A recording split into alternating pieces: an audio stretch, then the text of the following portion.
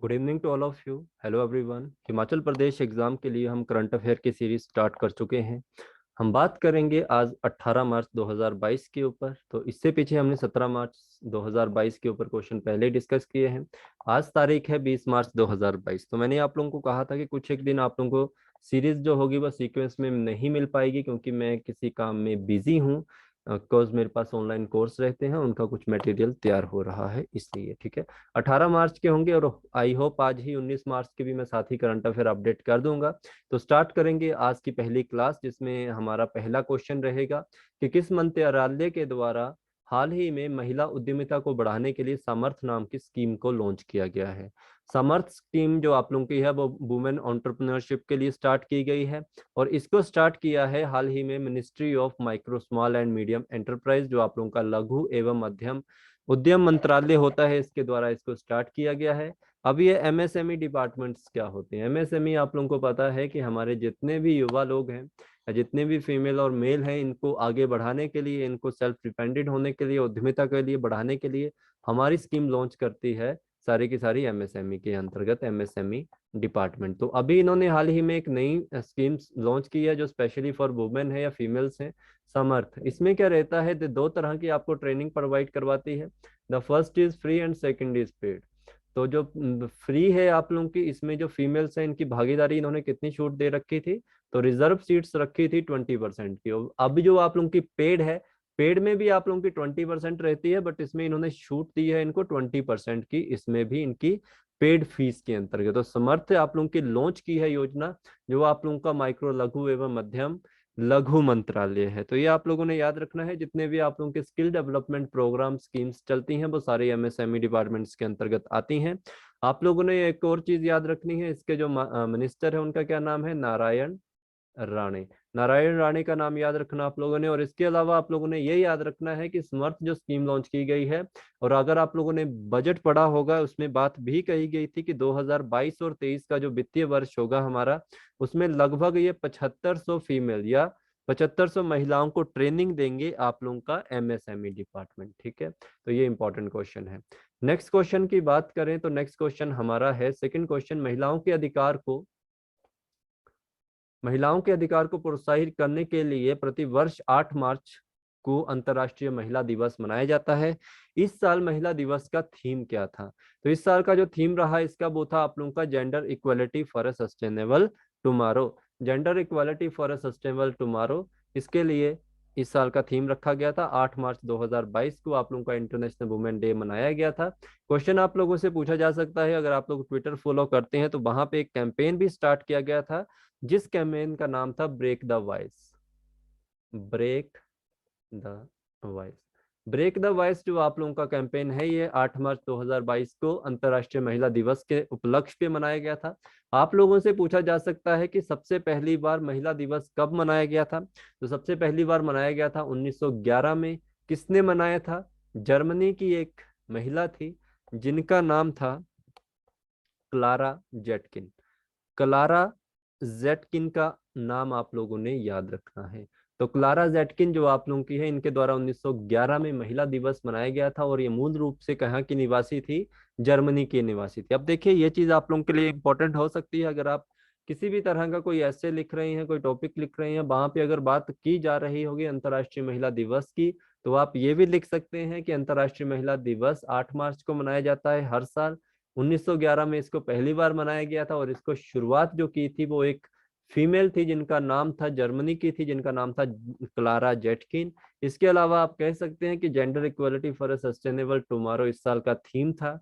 और आप ये भी कह सकते हैं कि ट्विटर पर भी इस साल एक कैंपेन स्टार्ट किया गया था, जिसमें ये कैंपेन में जो आप लोगों का हैशटैग था वो था आप लोगों का ब्रेक द वॉइस। ठीक है, तो ये तीनों चारों चीजें आप लोग अपने माइंड में रखना, ये इंपॉर्टेंट है। नेक्स्ट क्वेश्चन की तरफ चलें। द किस मंत्रालय के द्वारा प्रधानमंत्री श्रम योगी मानधन योजना के तहत donate a pension campaign start किया गया है? डोनेट ए पेंशन कैंपेन जो आप लोगों का स्टार्ट किया गया है, ये आप लोगों की स्कीम है प्रधानमंत्री श्रम योगी योजना। और ये श्रम और रोजगार मंत्रालय जो आप लोगों का ministry of labour and empowerment department है, इसके द्वारा। मिनिस्टर का नाम पूछे तो भूपेंद्र यादव नाम याद रखना आप लोगों ने, भूपेंद्र यादव। और भूपेंद्र यादव जो आप लोगों के हैं, पर्यावरण और आप लोगों के जलवायु संबंधी मंत्री भी हैं। इसके अलावा आप लोग ये भी समझ लीजिए कि ये स्कीम क्या है। स्कीम सिंपल सी है आप लोगों की, इसमें आप लोगों को प्रोत्साहित किया जा रहा है सिटीजन को कि आप स्टार्ट करिए, आप डोनेट कीजिए अपना एक पेंशन को, जिसके अंतर्गत हम क्या करेंगे, हम जितना भी हमारा सपोर्टिंग स्टाफ होता है, चाहे वो ड्राइवर्स हो, चाहे वो आप लोगों की मेड हो, चाहे कुक हो, जितना भी सपोर्टिंग स्टाफ आप लोगों का क्लास 4th के अंतर्गत आता है, इनको हम सपोर्ट करेंगे। जब ये 60 वर्ष की उम्र में इनकी नौकरी इनके हाथ से चली जाएगी, तो प्रति माह हम इन्हें 3,000 रुपए मासिक पेंशन के रूप में प्रोवाइड करेंगे। तो इनके जीवन को थोड़ा सा और अच्छा बनाने के लिए प्रधानमंत्री श्रम योगी मानधन योजना के अंदर एक कैंपेन स्टार्ट हुआ है, डोनेट अ पेंशन कैंपेन। ठीक है, तो भारत में लगभग आप लोगों को पता होना चाहिए कि अनऑर्गेनाइज सेक्टर जो हमारा होता है, गैर संगठित क्षेत्र, इसमें 42 करोड़ लोग जो हैं वो काम करते हैं। ठीक है, इस स्कीम के अंतर्गत आप लोगों को सबसे पहले श्रम एवं रोजगार मंत्रालय में जाकर अपने आप को पंजीकृत या रजिस्टर कराना पड़ेगा। आपकी जो उम्र होनी चाहिए 18 साल, कम से कम 18 और ज्यादा से ज्यादा 40 साल होनी चाहिए। इसके अलावा आपकी जो इनकम होनी चाहिए वो लेस देन 15,000 रुपए होने चाहिए, तब आपको इस स्कीम का बेनिफिट 60 वर्ष के होने पे मिलेगा। आप लोगों ने कई बार एक क्वेश्चन सुना होगा कि अगर आप इकोनॉमिक में जाते हैं, या आप एक पहले ये चीज याद रखो, आइकॉनिक वीक आप लोगों ने याद रखना है। आइकॉनिक वीक किस मंत्रालय ने अभी हाल ही में मनाया? तो आइकॉनिक वीक जो आप लोगों का था वो भी श्रम एवं रोजगार मंत्रालय के द्वारा 7 मार्च से 13 मार्च में मनाया गया। एक चीज आप लोगों ने ध्यान रखना, अगर आप लोग कई बार इकोनॉमिक के उसमें जाते हैं, इकोनॉमिक का सेक्शन आता है, उसमें क्वेश्चन पूछा जाता है कि मजदूरों की जो न्यूनतम वेतन होता है वो भी तो यही करेगा। तो वो किस कमेटी के द्वारा रिकमेंड किया गया था कि इतना आप लोगों की न्यूनतम मजदूरी होनी चाहिए? तो एसपी मुखर्जी नाम याद रखना आप लोगों ने, एसपी मुखर्जी कमेटी। अगर आप लोगों ने इकोनॉमी पढ़ी है मेरे पास, तो आप लोगों को मैंने वहां पे पढ़ाया भी है इसके ऊपर। एसपी मुखर्जी कमेटी है, इन्होंने ही डिसाइड किया था कि एक मजदूर को एक दिन में कितनी न्यूनतम मजदूरी मिलनी चाहिए। ठीक है, नेक्स्ट क्वेश्चन, सीबीआई की सहमति वापिस लेने वाला भारत का 9वां राज्य कौन बना है? Which state has been become the 9th withdrawal of consent of CBI? तो ये याद रखिए, मेघालय। मेघालय भारत का 9वां राज्य बन चुका है जिसने सीबीआई की सहमति को वापिस लिया है। अब सीबीआई की सहमति क्या होती है? जो आप लोगों का जनरल कंसेंट होता है, जनरल कंसेंट एक पावर होती है एक राज्य के पास। अगर ये पावर किसको दे देता है, इस पे सहमति बनाता है सीबीआई पर, कि वो हमारे राज्य में कभी भी आप पर किसी भी तरह से छानबीन कर सकती है। अगर उनको लगता है कि हमारे राज्य में कोई क्राइम होने वाला है या कोई क्राइम घट चुका है, तो आप हमारे राज्य में बिना झिझक के, बिना किसी परमिशन के आके छानबीन कर सकते हैं। बट अब ये वाली जो आप लोगों की जनरल कंसेंट है, लगभग मार्च 2022 से पहले लगभग 8 राज्यों ने इसको वापस ले लिया था, जिसमें सबसे पहले राज्य था आप लोगों का मिजोरम। मिजोरम ने लगभग 2015 में सीबीआई से जनरल कंसेंट की पावर छीन ली थी। उसके बाद आप लोगों का जैसे पंजाब, राजस्थान, वेस्ट बंगाल, झारखंड, छत्तीसगढ़, केरला, ये सारे राज्य थे, इन्होंने भी जनरल कंसेंट की पावर सीबीआई से छीन दी थी। अब इस पावर को वापस लेने वाला कौन सा राज्य बना है? तो राज्य बना है आप लोगों का मेघालय। ठीक है, तो ये आप लोग ध्यान रखें, ये भी आप लोगों के लिए एक तरह से एक इम्पॉर्टेंट क्वेश्चन हो सकता है जो आपको एग्जाम में पूछा जा सकता है। ठीक है, नेक्स्ट क्वेश्चन की तरफ अगर हम बढ़े,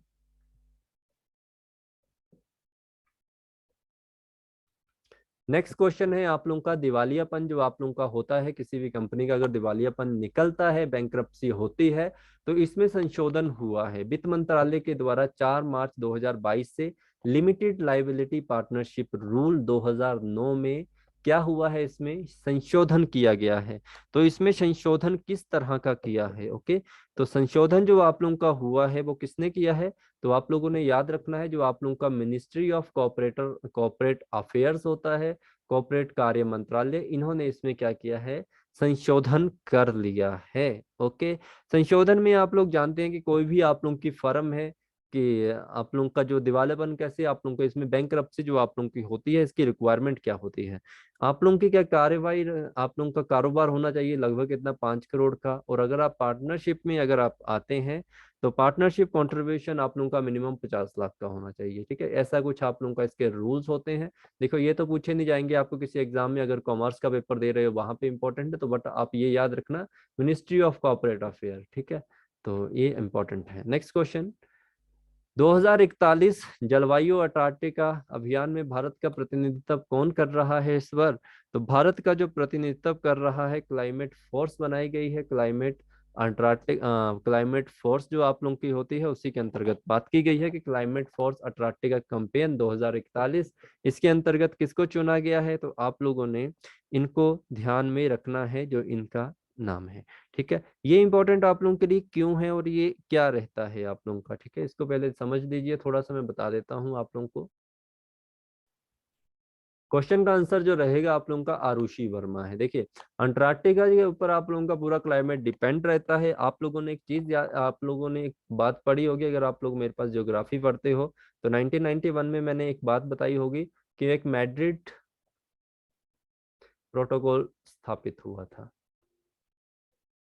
ठीक है, एक मैड्रिड प्रोटोकॉल साइन हुआ था, लगभग काफी कंट्रीज ने इसमें पार्टिसिपेट किया था और अपने सिग्नेचर इसमें कहे थे, और उन्होंने ये बात कही थी कि हम पूरा का पूरा कोशिश करेंगे कि अंटार्कटिका के जितना हो सकता है उसको हम क्या कर सके, सेफ कर सके। और 1951 से 2041 की बात की तो लगभग इसमें 50 साल होने वाले हैं। तो यहाँ पे यही बात की गई है आप लोगों की कि यहाँ पे हम ये क्या करेंगे, इन्होंने ये कहा है कि इस कैंपेन के अंतर्गत लगभग इन्होंने कहा है 36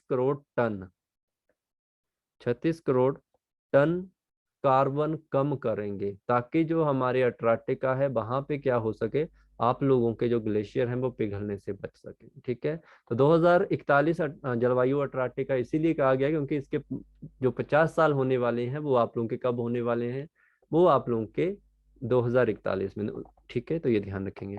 इसके अंतर्गत होता क्या है और आयुषी वर्मा को क्यों इसमें लिया गया है? देखो, एक तो बात है आयुषी वर्मा को, आरुषि वर्मा जो हमारी है, एक तो इनके लिए इम्पोर्टेंट ये रहता है, ये आपकी खबरों में भी काफी रही है, जो आरुषि वर्मा है एक नेशनल लेवल पे आप लोगों की शूटर हैं और साथ में इन्वायरमेंटिस्ट भी हैं, आप लोगों की पर्यावरण भी हैं। तो इनको क्या किया जाएगा, लगभग 12 दिन की इनका एक कैंपेन चलेगा।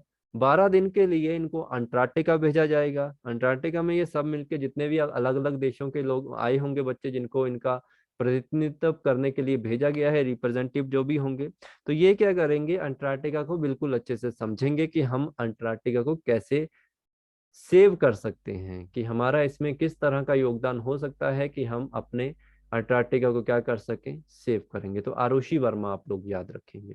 आगे बात की गई है आप लोगों की मुंबई स्टॉक एक्सचेंज, इन्होंने एमएसएमई लिस्टिंग को बढ़ावा देने के लिए, मैंने आप लोगों को पहले भी कहा था कि आप लोगों के आईपीओ लॉन्च कर रही है मुंबई एक्सचेंज, और जितने भी मीडियम स्मॉल एंटरप्राइज हैं इनको ये क्या कर रही हैं, इनको आगे बढ़ाने के लिए इनके भी आईपीओ लॉन्च करवा रही हैं। तो यहाँ पे micro small and medium enterprise trade and investment promotion bureau के साथ साझेदारी की है। तो ये किस राज्य में आप लोगों का पड़ता है? तो राज्य आप लोगों ने याद रखना है तमिलनाडु। तमिलनाडु के साथ ये आप लोगों का सिग्नेचर स्टार्ट हुआ है। ठीक है, ये याद रखना आप लोगों ने। अब एक और चीज याद रखिए, जो आप लोगों की तमिलनाडु सरकार है, इन्होंने हाल ही में मिंदप मजपेई योजना स्टार्ट की है। ठीक है, मिंदप मजपेई योजना स्टार्ट की है, जिसके अंतर्गत आप लोगों के कपड़ों से बने थैले, इनका प्रयोग करने को कहा है। ठीक है, ये आप लोगों की मिंदक मजपेई योजना है। ओके, तो ये इंपॉर्टेंट है, इतनी बात आप लोग इसमें याद रखेंगे, यहाँ से क्वेश्चन आप लोगों को बनेगा। नेक्स्ट क्वेश्चन आप लोगों का है, 2 साल की अवधि के लिए फाइनेंशियल एक्शन टास्क फोर्स के अध्यक्ष के रूप में किसे नामित किया गया है? तो यहाँ पे नामित किए गए हैं आप लोगों के टी राजा कुमार। अब एफएटीएफ फोर्स आप लोगों की क्या होती है और इनको 2 साल के लिए रखा गया है इसमें।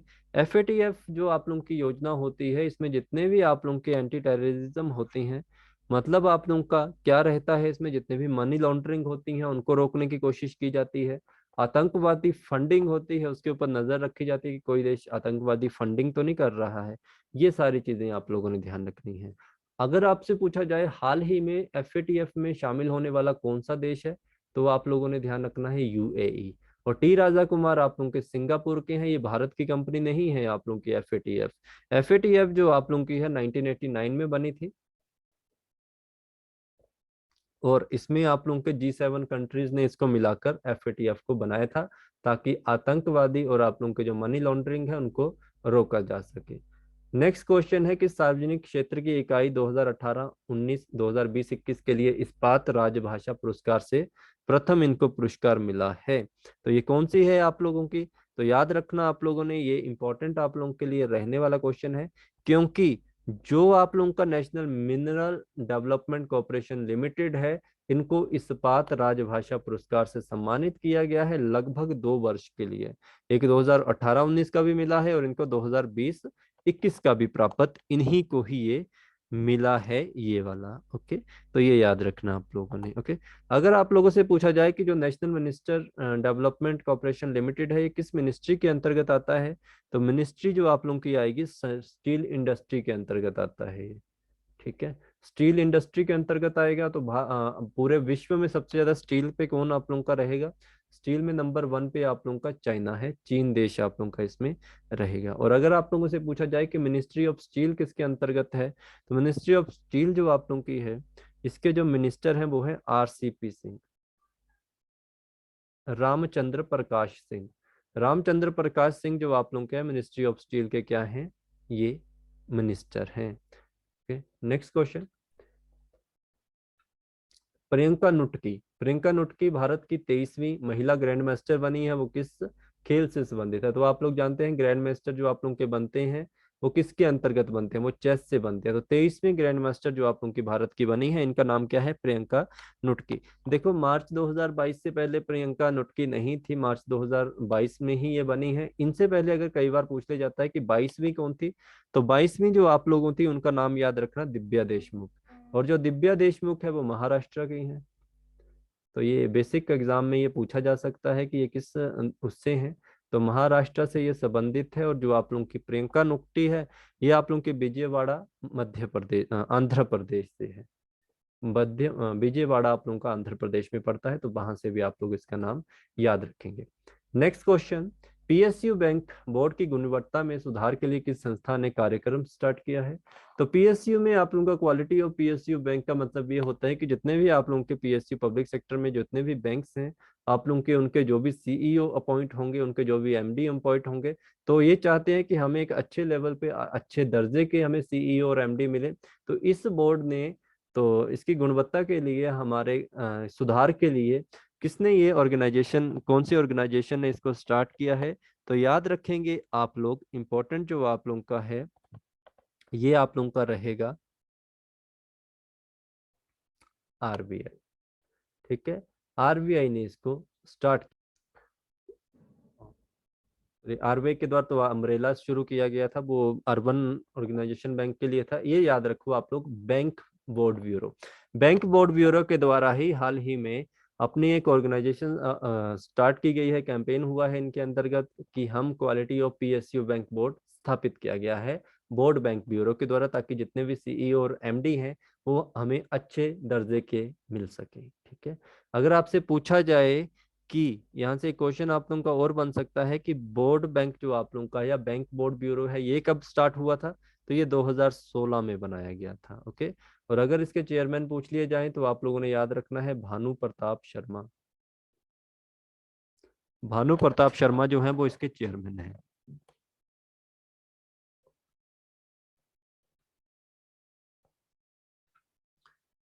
प्रसार भारती ने DD इंडिया चैनल की पहुंच का विस्तार करने के लिए कौन से OTT प्लेटफॉर्म के साथ समझौता स्टार्ट किया है या हस्ताक्षर किए हैं? तो आप लोगों का जो है इंडिया में इतना फेमस नहीं है याप टीवी जो आप लोगों का है, ये अमेरिका में काफ़ी फेमस है, सिंगापुर में काफ़ी फेमस है, ऑल ओवर इंडिया से बाहर ये काफ़ी फेमस है। तो भारत जो आप लोगों का है, इसके अंतर्गत आप लोगों को पता है DD channel, DD India channel जो आप लोगों का प्रसार भारती के अंतर्गत काम करता है। और प्रसार भारती चाहती है कि जो हमारा कल्चर है, हमारा DD इंडिया है, ऐसे ऑल ओवर द वर्ल्ड लोग देखें कि ये कैसा है। तो इसके लिए इन्होंने हस्ताक्षर किए हैं, MOU साइन किया है YUP TV के साथ। भारत सरकार ने वित्तीय वर्ष 2021 के लिए स्वतंत्र सैनिक सम्मान योजना और इसके घटकों को 31 मार्च 2021 से बढ़ाकर कितना कर दिया है। देखो, जो स्वतंत्र सैनिक सम्मान योजना थी, इसको इन्होंने पहले लॉन्च किया था 2021 तक, बट अब इसको स्टार्ट कर दिया है और अब इसको एक्सटेंड कर दिया गया है। वो आप लोगों का 2025 से 26 तक इसको आगे एक्सटेंड कर दिया है। राष्ट्रीय उद्यमिता एवं लघु व्यवसाय विकास संस्थान ने इस कार्यक्रम को शुरू करने के लिए ग्रामीण विकास मंत्रालय के साथ एक ज्ञापन स्टार्ट किया है। तो ये क्या है आप लोगों का, ये आप लोगों का बेसिक सा क्वेश्चन है और ये काफी इंपॉर्टेंट है। तो याद रखना, आप लोगों ने startup business entrepreneurship programme start हुआ है। इसके अंतर्गत जितने भी आप लोगों के नेशनल लेवल पे जितने भी आप लोगों के national institute of entrepreneurship and small business होंगे, उनको डेवलप करने के लिए एमओयू साइन हुआ है। किसके साथ? आप लोगों का मिनिस्ट्री ऑफ रूरल डेवलपमेंट के साथ, ताकि जितने भी हमारे स्मॉल लेवल पे या विलेज लेवल पे जितने भी एंटरप्रेन्योरशिप हैं या एंटरप्रेन्योर बनना चाहते हैं, वो इसमें हिस्सा लेकर अपने आप को आगे बढ़ा सकें। नेक्स्ट क्वेश्चन, किस संस्थान ने cloud native intellect quantum core banking solution के उन्नत संस्करण को लागू करने के लिए एक फिनटेक पर इंटेलेक्ट डिजाइन अरेना लिमिटेड का नाम दिया है? देखो, cloud native intellect quantum core banking solution है, ये हाल ही में आप लोगों का जो आरबीआई है इसके द्वारा ही इसको स्टार्ट किया है। ये क्यों किया गया है? ये इसीलिए किया गया है ताकि जितने भी हमारे डिजिटल पेमेंट हो उसमें थोड़ी क्वालिटी आ सके, हमारे जितने भी आउटरीच हो सके वो ज्यादा से ज्यादा हो सके। तो ये किसने स्टार्ट किया है? तो याद रखेंगे हम इसमें आरबीआई के द्वारा। आप लोगों से पूछा जा सकता है कि ये जो आप लोगों का एक इसमें एक इम्पॉर्टेंट चीज आप लोगों के, हाँ, एक आरबीआई से रिलेटेड आप लोग एक बात याद रखना कि आरबीआई ने हाल ही में एक वीक मनाया है, financial literacy week. Financial literacy week जो आप लोगों का होता है वो 14 से 18 फरवरी तक मनाया था इन्होंने। इसका थीम था गो डिजिटल गो सिक्योर, गो डिजिटल गो सिक्योर। ये भी आप लोगों का इम्पोर्टेंट है। किस बैंक ने जम्मू और Kashmir infrastructure development finance corporation limited को 1000 करोड़ रुपए का ऋण मंजूर किया है? तो ये आप लोगों का इंडियन ओवरसीज बैंक रहेगा। इंडियन ओवरसीज बैंक ने Jammu Kashmir infrastructure development finance corporation के लिए 1000 करोड़ रुपए का ऋण मंजूर किया है। कन्या कन्या शिक्षा प्रवेश उत्सव अभियान जो आप लोगों का है, महिला एवं विकास बाल विकास मंत्रालय की पहल है, जो शिक्षा मंत्रालय और अन्य किस संगठन के साथ जुड़ा है? तो ये आप लोग याद रखेंगे कि यह यूनिसेफ है आप लोगों का। इन्होंने इसके साथ आप लोगों की पार्टनरशिप की है या एमओयू साइन किया है, जिसके अंतर्गत आप लोगों का एक उत्सव स्टार्ट किया है, फेस्टिवल आप लोग समझ सकते हैं कि कन्या शिक्षा प्रवेश का। कन्या शिक्षा प्रवेश का मतलब होता है, आप लोगों को पता है कि जो गर्ल्स हैं इनकी जो स्टडी है थोड़ा इसमें कम ही रहता है। कम का मतलब घर वाले भेजते ही नहीं है, 8-9 साल तक भेजेंगे, उसके बाद नहीं भेजेंगे। तो 9 साल से लेकर 14 साल तक बच्चों की जो आप लोगों की पढ़ाई है उसमें किसी भी तरह का ड्रॉप आउट ना हो, कि जो बच्चे हैं या लड़कियां हैं वो 11 इसमें ड्रॉप ना कर सके। इसमें याद रखना 9 वर्ष से लेकर 11 से 14 वर्ष कर लो आप इसको, अब इम्प्रूव किया है 11 से 14, 11 से लेकर 14 वर्ष की बच्चियां अपने जो पढ़ाई है उसमें ड्रॉप ना करें, इसके लिए कन्या शिक्षा उत्सव स्टार्ट किया है महिला एवं बाल विकास मंत्रालय और आप लोगों का यूनिसेफ। यूनिसेफ में आप लोग जानते हैं कि जो इसकी चेयरमैन है उनका क्या नाम है? उनका नाम है कैथरीन रसेल, और जो इसका हेडक्वार्टर है वो आप लोगों का न्यूयॉर्क में है। ओके। जो भारतीय रिजर्व बैंक है इसने डिजिटल भुगतान सप्ताह कब मनाया था? तो मैंने आप लोगों को अभी बताया है, 14 से लेकर 18। ओके, तो ये याद रखना, यहाँ पे ऑप्शन गलत है, 14 से लेकर 18 मार्च, तो ये वाला होगा। ओके, ये ध्यान रखेंगे। Okay, digital payment awareness week है जो आप लोगों का, वो कब मनाया गया था? ये थोड़ा सा अलग क्वेश्चन है। तो डिजिटल अवेयरनेस वीक जो आप लोगों का है वो 7 से लेकर 11 मार्च तक मनाया गया था। और अगर एक और इसमें जो कंफ्यूज करने वाला क्वेश्चन वो रहता है, वो ये रहता है कि 14 से 18 फरवरी में क्या मनाया था? 14 से लेकर 18 फरवरी तक मनाया गया था आप लोगों का financial literacy week, financial literacy week. तो ये थे हमारे क्वेश्चन इस मंथ के या इस दिन के। तो मिलते हैं कल आप लोगों के साथ फिर से एक बार। Thank you so much.